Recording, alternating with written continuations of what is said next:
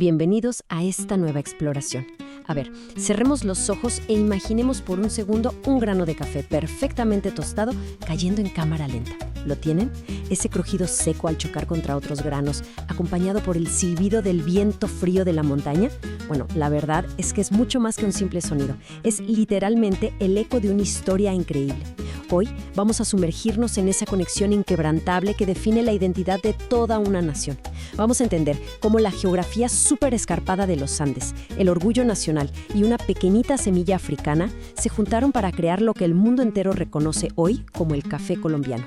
Más que una bebida, es un relato de pura resiliencia, de trabajo manual a pulso en condiciones casi imposibles y de cómo toda una cultura evolucionó gracias al sudor y esfuerzo de sus caficultores. Empecemos. Para arrancar y realmente entender esta relación, fíjense en esta frase tan sencilla. Colombia sabe a café. 5 palabras, pero vaya que dicen mucho. No es un simple eslogan turístico de esos que se olvidan rápido. O sea, es una realidad palpable en el día a día.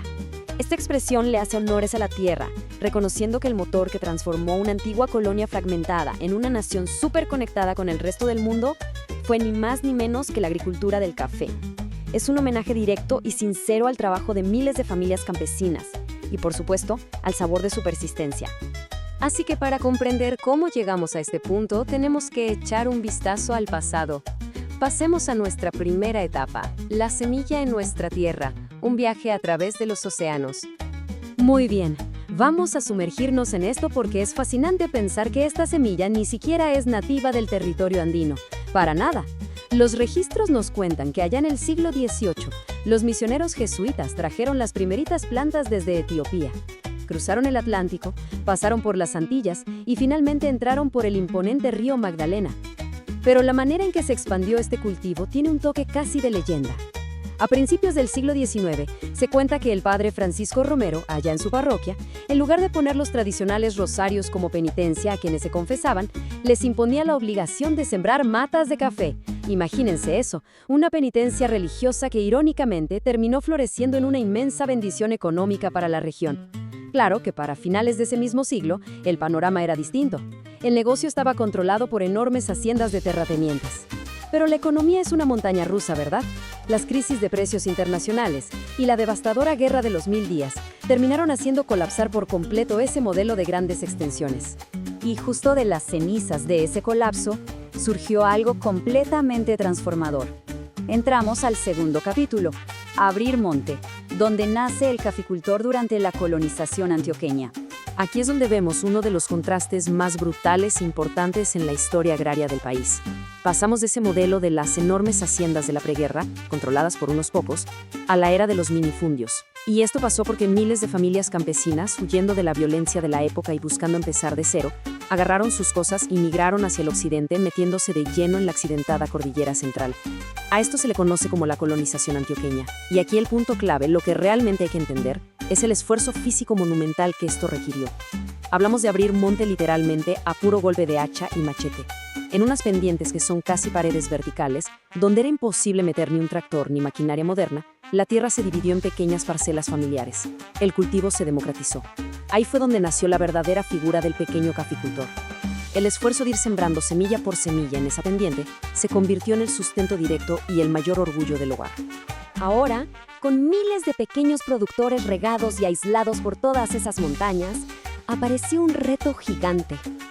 Llegamos a nuestro tercer punto, Unión Cafetera y Juan Valdez. Organizando los minifundios. Piensen en esto.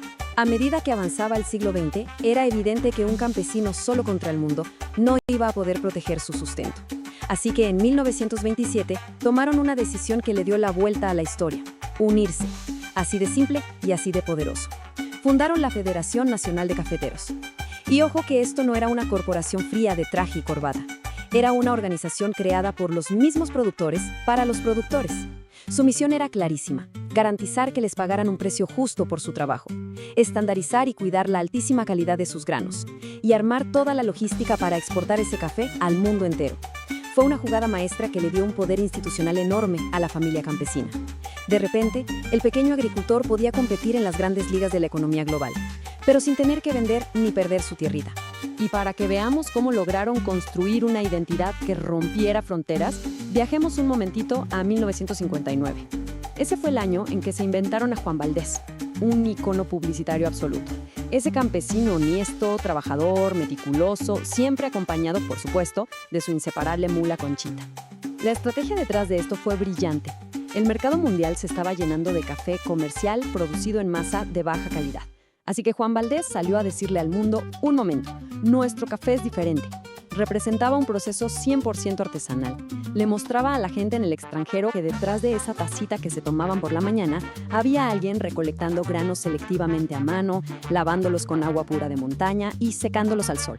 Literalmente le pusieron un rostro humano y auténtico a toda una industria. Pero bueno, sabemos que la historia casi nunca es un camino lícito y sin baches.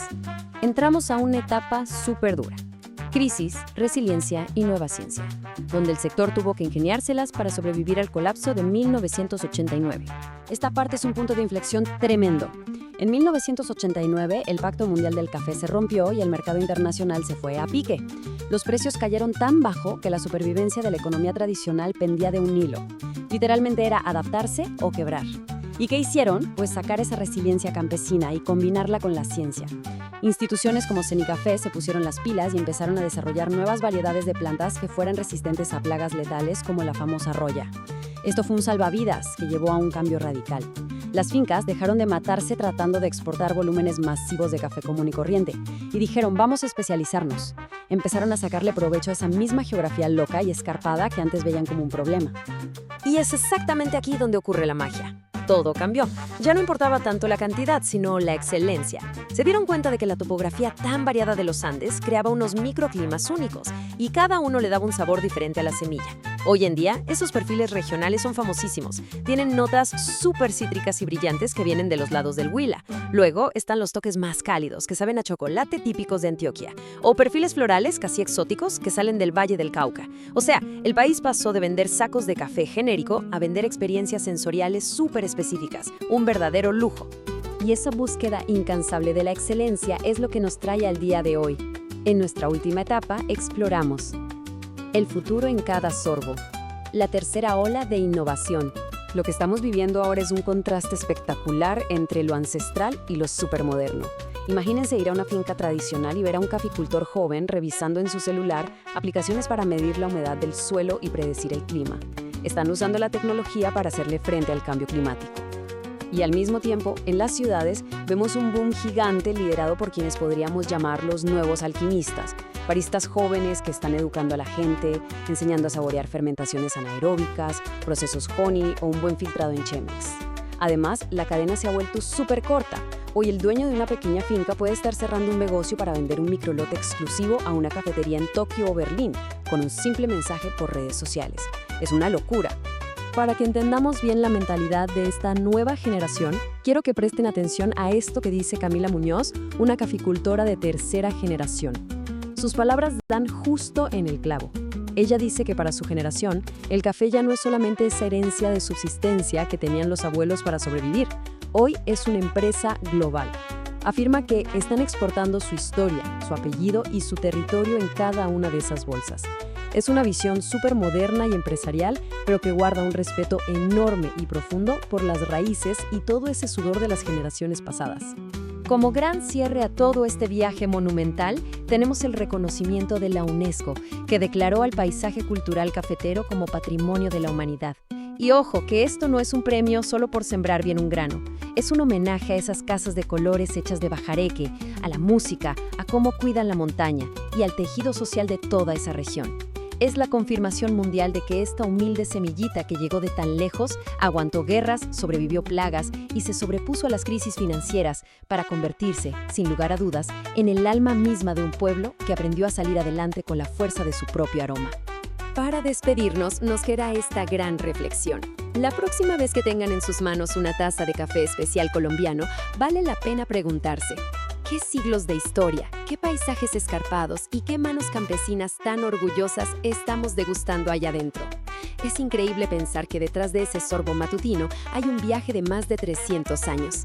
Desde padrecitos poniendo penitencias curiosas, pasando por familias abriendo trocha a machete limpio en la montaña, hasta llegar hoy a los jóvenes baristas y la innovación científica. Todo el patrimonio de una nación en una taza humeante. Ojalá que este recorrido haya servido para valorar todavía más esa inmensa riqueza que baja todos los días desde las nubes de los Andes hasta nuestros paladares.